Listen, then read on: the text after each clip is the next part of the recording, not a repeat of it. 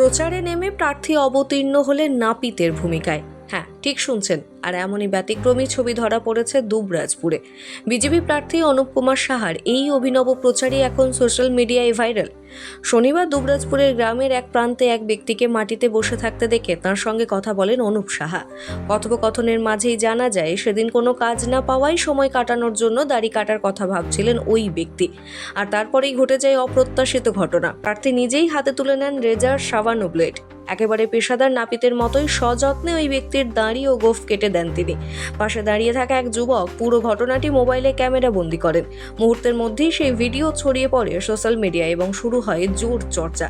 এই ঘটনাকে ঘিরে রাজনৈতিক তরজাও শুরু হয়েছে। তৃণমূল কংগ্রেসের তরফে কড়া সমালোচনা করে বলা হয়েছে, ভোটের আগে এই ধরনের কাজ আসলে সাধারণ মানুষকে প্রভাবিত করার কৌশল এবং মিথ্যে প্রলোভন ছাড়া কিছুই নয়। এভাবে মানুষের মন জয় করা সম্ভব নয় বলেও কটাক্ষ করা হয়েছে। অন্যদিকে অনেকেই এই ঘটনাকে মানবিক উদ্যোগ হিসেবেও দেখছেন। সব মিলিয়ে দুবরাজপুরে এই দাড়ি কাটা ঘটনায় এখন নির্বাচনী প্রচারের কেন্দ্রে এবং জোর চর্চার বিষয় হয়ে উঠেছে।